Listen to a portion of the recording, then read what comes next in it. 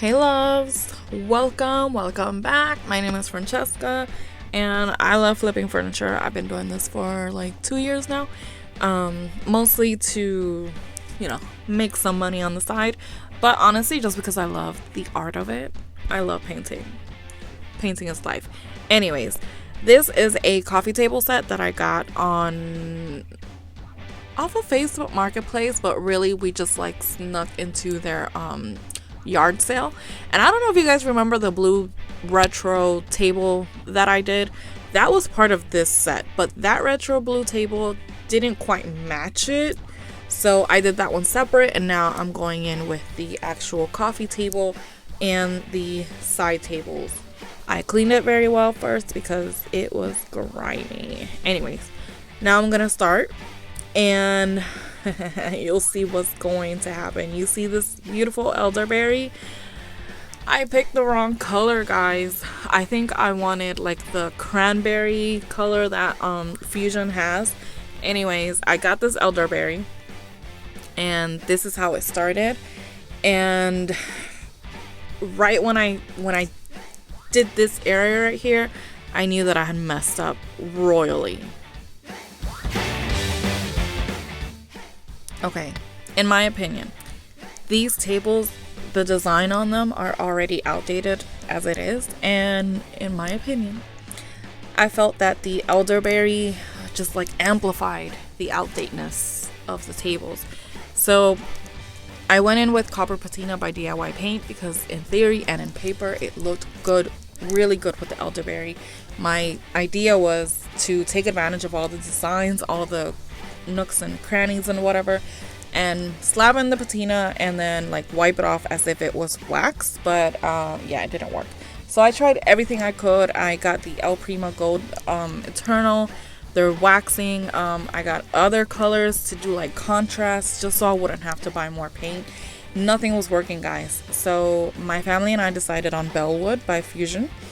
None of us really liked the elderberry. Like, it was just a group decision in the house. I asked my teenage daughter, which she's very opinionated, and she agreed. Elderberry had to go. Unfortunately, it just was not working for us. And this is the result of my ADHD brain. I started this last week. All I have to do to it is do this to two sides. It's not hard, right? And then I just wax it and then put white wax and then I'm done. And then the top part, it's cool because not only do I have this, I have to paint that, and then I have another one of these out there. So what do I want to do? I want to go outside because it's cold, so I want to go outside and paint that just to get it done, right? But then I also want to paint anybody else struggle. And then of course I can't just wash my brushes right away, right? So I put it in here and it's great for the first day, but then it's solid. So now I'm screwed. Now I gotta waste time redoing this. So as much as I love to paint, part of my one of my biggest challenges when it comes to ADHD is that I get bored very easily.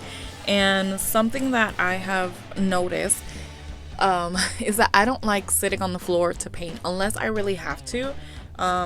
Like for one day it's okay, but then when it comes to second and the third day, guys, I'm tired, my back hurts. Once I get up, I'm walking like, I don't know, like a old witch, like it's just too much on my back.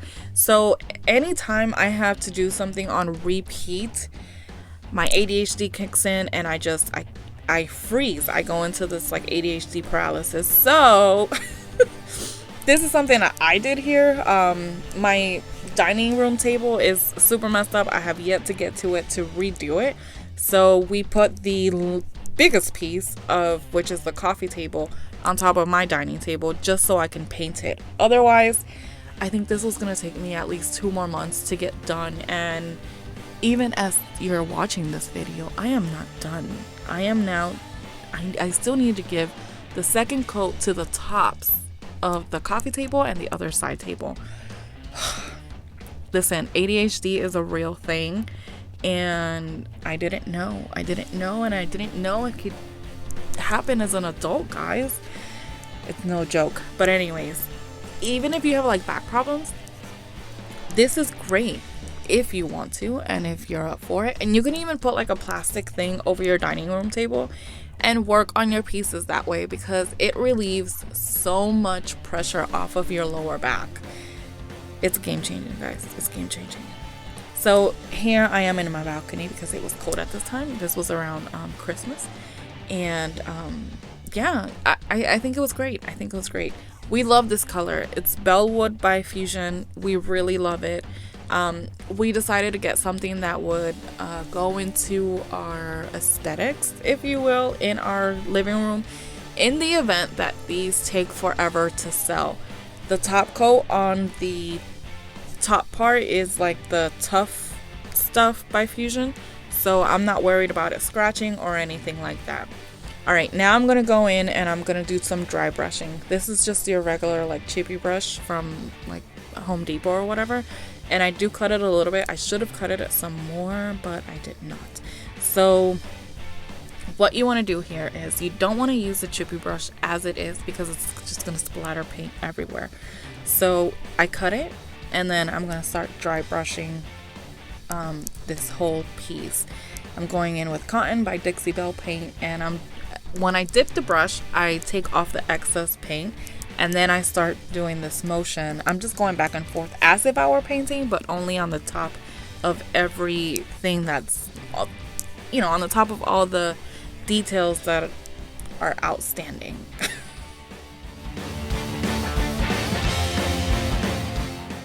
Okay, this is like the true color of the Bellwood. Now it changes. Listen, the lighting, it's just, sun, work with me here. Work with me.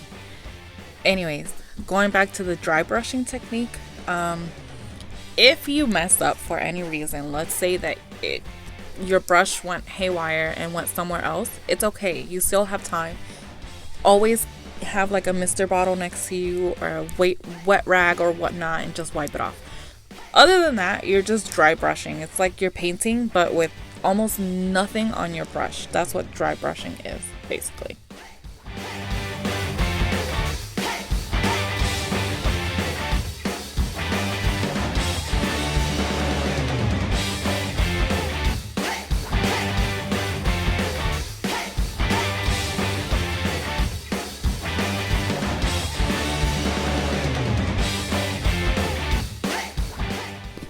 I really love this technique for these areas specifically, just because it gives it a oomph to the whole thing.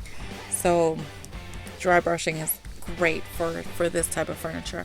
Then I went in with DIY white wax. I did seal it though with Big Top by DIY paint. I don't think I had to. I think Fusion has like a built-in sealer, but because I knew I was going in with white wax, I wanted to make sure I was able to wipe it off.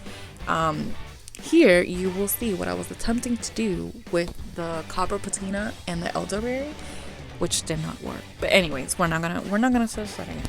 So here I'm just going in with the white wax. I'm putting it in all the nooks and crannies this time, and then I'm just wiping off the excess. This gave it a more like cool, tropical, coastal vibe, if you will.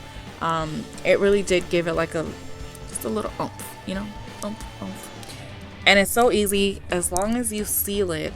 Again, I did not try it without sealing it, just because I didn't want to risk it. Like, too many things have gone wrong already with this piece, so I sealed it, and then that helps me wipe off the excess wax.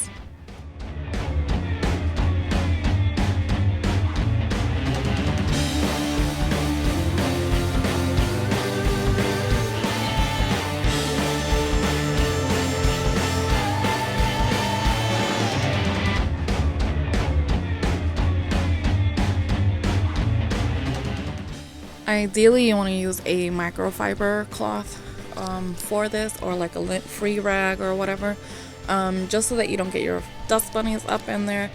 I'm using just an old towel. It's working great. So yeah, if you have one laying around that's really old and it no longer has like those dust bunnies, this works great. And remember, if you paint something and you don't like it, you can always take it off and start over. Thank you so much for watching, as always. Let me know if you agreed on our decision of switching out the elderberry and going in with the green, with the sage green. None of us liked it. Anyway, I like how it turned out.